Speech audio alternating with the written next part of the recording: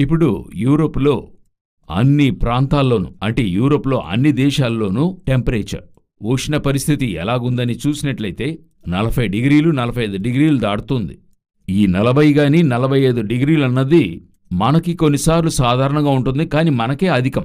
మనకి రోహిణి కార్తె అంటారు, మే మాసంలో వస్తుంది. అప్పుడే మనకి ఈ 38-40 టెంపరేచర్లు వస్తుంది. కొన్ని సంవత్సరాలుగా ఒక 10 సంవత్సరాల్లో మనం 40ని దాటుతున్నాం చూడండి. ఈ 40-45 అన్నది ఎక్కడే టెంపరేచర్ అని చూస్తే అది సౌదీ అరేబియా వంటి దేశాల్లో ఎడారి ప్రాంతంలోని అటువంటి ఒక ఉష్ణోగ్రత ఉంటుంది. 48-49 ఉంటుంది. ఇప్పుడు 45ని దాటుతుంది. ఈ ఉష్ణోగ్రతను వారి వల్ల భరించలేరు. ఎందువలనంటే వారందరూ ఒక 18-20లోగా, నేను చెప్పేది ఈ ఎండాకాలంలో, మిగతా కాలాల్లో వాళ్ళకి 1, 2, 3 ఆ డిగ్రీ సెల్సియస్లో ఉంటుంది, మైనస్ కూడా వెళ్తుంది. అది వారికి సహజం. అలా కాలకాలంగా జీవిస్తూ అలవాటైనవారు. ఇప్పుడు ప్రపంచమంతటా ఒక గొప్ప గ్లోబల్ వార్మింగ్లోకి వెళ్తుంది. దీని గురించి పలు సంవత్సరాలుగా చెప్తూ ఉన్నాం. 2012 నుండి చెప్తూ ఉన్నాం. ఇప్పుడు ఆ గ్లోబల్ వార్మింగ్ తీవ్రతకి మనం వచ్చాం. 2015 ప్యారిస్ మీట్లో కూడా ఇది ఎలాగైనా ఈ గ్లోబల్ వార్మింగ్ నుండి తప్పించుకోవాలి అని మాట్లాడారు. అవేవీ జరగలేదు. అలా వారు ఉంచుకున్న బెంచ్ మార్క్ అన్ని కూడా దాటిపోయారనుకోండి. ప్రపంచము ఒక తీవ్రమైన ఉష్ణోగ్రతకు లోనవుతుంది. ఇప్పుడు ఐరోపా ఆ పరిస్థితిలో, ఇండియా ఎలాగుంటుందో, ఎలా ఆఫ్రికా ఉంటుందో, ఎలా మధ్యప్రాచ్య దేశాలు ఆ ఎడారులు ఉంటాయో ఆ స్థితికి ఐరోపా చేరింది. అప్పుడు మన స్థితి యోచించి చూడండి. ఇప్పుడు ఎల్నినో వచ్చింది.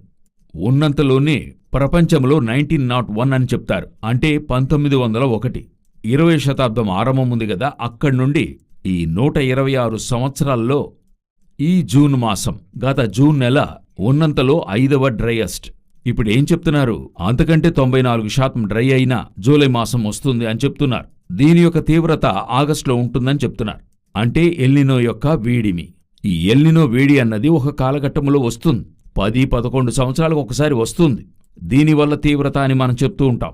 అయితే సహజంగానే భూమి వేడెక్కుతుంది, ప్రకృతి పరంగా వేడెక్కుతుంది. ఆ ఉష్ణాన్నే మనం తట్టుకోలేకపోతూ ఉన్నాం. ఇప్పుడు ఐరోపాలో చూసినట్లయితే విభిన్నముగానే జరుగుతుంది, కానీ వేరే దారి లేదు, అడ్డుకోలేని కార్యమే. ఏంటని అడిగితే మీరు ఆ వీడియోలన్నీ కూడా చూసుంటారు. ప్రజలు స్టోర్స్ తెరిచిన వెంటనే పరిగెత్తికెళ్లి ఏసీ, ఫ్యాన్స్ అన్నీ కొనడం మీరు చూసుంటారు. ఇప్పుడు ఏం జరుగుద్దనుకుంటున్నారు? ఈ ఎండ తీవ్రతను అధిగమించడానికి వారు ఏం చేస్తున్నారంటే అన్ని ఇండ్లలోనూ ఏసీ వేస్తారు. మీకు తెలుసనుకుంటా, ఏసీయే గ్లోబల్ వార్మింగ్కి ముఖ్యమైన కారణం.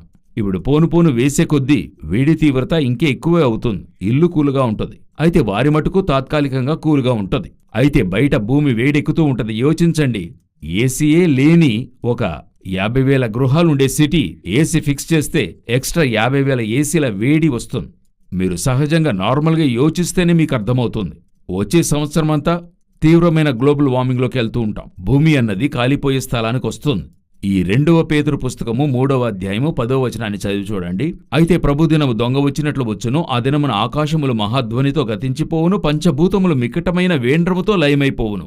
ఈ పర్టికులర్ వర్డ్ చూశారంటే ఇప్పుడు ఐరోపాలో కరగన ఆరంభించింది. పలు స్థలాల్లో, అంటే టైర్ నుండి, తారు నుండి, రోడ్ నుండి, ట్రాఫిక్ స్తంభాల నుండి అన్నీ కరిగిపోతూ ఉన్నాయి.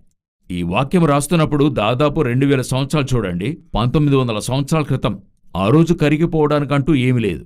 ఆ తర్వాత సైంటిస్టు 1950లో ఈ పరిశోధించే సైంటిస్ట్ చెప్పారు, how can the elements be melt? ఎలా ఇది కరుగుతుంది? భూమి ఒక బండ వంటిది, అది కరగదు, రాళ్లు కరుగుతాయి. ఈ అగ్నిపర్వతం అంతా మీరు చూసుంటారు. ఆ పదార్థాలన్నీ కరిగే అది సంభవిస్తుంది.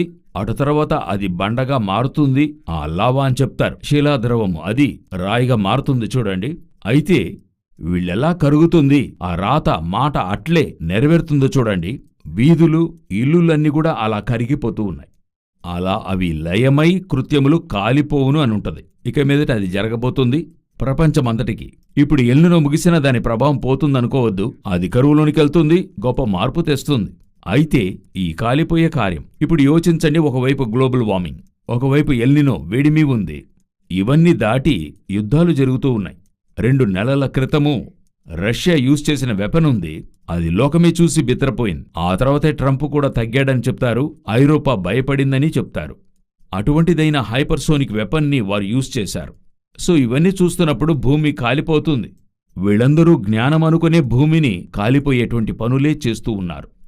సో ఇవన్నీ కూడా చేర్చి 2వ పేతురు పుస్తకము 3వ అధ్యాయము 10వ వచనానికి నేరుగా వెళుతూ ఉంది. తిరిగి మీకు హెచ్చరిక చేయబడుతూ ఉంది.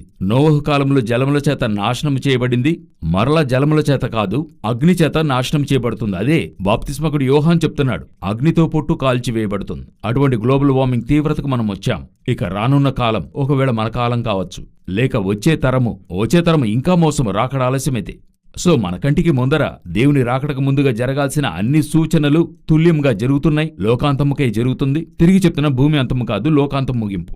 దీనితో పాటు మరొక ముఖ్యమైన విషయం చేరింది చూడండి. ఇది భూమిలో ఉంటుంది. నోవహు కాలంలో చూస్తే మహాగాధ జలముల ఊటలు, ఆకాశపు తూములు విప్పబడతాయని 7వ అధ్యాయం 11వ వచనంలో చూడగలం. అంటే ఆదికాండము పుస్తకములో నోవహు వయస్సు యొక్క 600 సంవత్సరము 2వ నెల 17వ దినమున మహాగాధ జలముల ఊటలన్నీయూ ఆ దినమందే వినబడెను. ఇప్పుడు మనం చూసినవన్నీ కూడా భూమి నుండి వచ్చే అగ్నినే చూస్తున్నాం కదా. ఆ రోజు జలములు ఆకాశం నుండి భూమి నుండి వచ్చాయి. దానికి బదులుగా ఇప్పుడు అగ్ని ఆకాశం నుండి భూమి నుండి రావాలి. ఇప్పుడు భూమి నుండి వచ్చే వేడిమినే తట్టుకోలేక అల్లాడుతున్నాం. ఈ నిన్నటి వరకు నమోదు చేయడానికి 2 రోజులకు ముందుగా మీరు గమనించినట్లయితే జూన్ నెల 30వ తారీఖున నాసా రిపోర్ట్ రిలీజ్ చేసింది. ఒక గొప్ప X1 ఫ్లేర్, సోలార్ సునామీకైన ఆ పేలుడు, సౌర మంటలు ఏర్పడ్డాయి.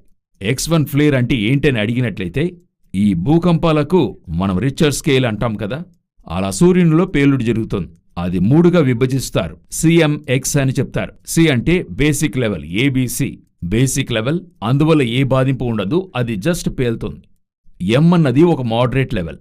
అదొచ్చి ఏం చేస్తుందంటే, రేడియో తరంగాలనేవి ఉన్నాయి కదా, ఈ శాటిలైట్ ద్వారా వీటి ప్రభావితం ఏంటో తెలుస్తోంది. X లెవెల్ అన్నది భూమిని తాకుతుంది. భూమిని తాకి భూమిలోని గొప్ప మార్పులు, విపత్తులు ఏర్పరుస్తుంది. అదే 3వ లెవెల్. అందులో 9 ఉన్నవి. X1, X2, X3 అని చెప్తారు. ఇప్పుడు X1 లెవెల్ వచ్చింది. ఇదే ఈ తీవ్రమైన రేడియో యాక్టివిటీస్ అని చెప్తారు.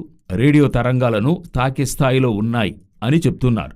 ఇప్పుడు ఆకాశం నుండి ఈ అగ్ని రెడీగా ఉంది, ఈ భూమి నుండి వేడిమి రెడీగా ఉంది. ఇటువంటి ఒక సోలార్ సునామీ 2012లో వచ్చింది. సాధారణంగా ఏం చెప్తారు, సోలార్ సునామీ 11 సంవత్సరాలకు ఒకసారి అలా మార్పు చెంది వస్తుంది అంటారు. కానీ ఇప్పుడు సోలార్ సునామీ అలా కాదు. 2023లోనూ వచ్చింది, 22-23లో వచ్చింది, ఇప్పుడు వస్తుంది. ఇంకా పెద్దదిగా వస్తుందని చెప్తున్నారు. సో మనం ఒక అతి ముఖ్యమైన ఒక తీర్మానం వైపు వెడుతున్నాం. ఎలా నోవహు కాలంలో ఒక ముగింపు వచ్చి మరలా భూమిలో జీవరాశులు ఏర్పడ్డాయో అటువంటి ముగింపు వైపుగా వెళుతున్నాం. దీనికి సైంటిస్టులు ఒప్పుకుంటున్నారు, ఈ విధంగా జరుగుతుందని చెప్పి. ఇప్పుడు మనం అలాగే వెళుతున్నాం. ప్రభు చిత్తమైతే, రాకడ ఆలస్యమైతే వీటన్నిటి అప్డేట్స్ వచ్చే వారంలోగా ఏం జరిగింది అన్నది మీకు తెలియజేస్తాం. మాకోసం ప్రార్థించండి, మేం మీకోసం ప్రార్థిస్తాం. God bless you.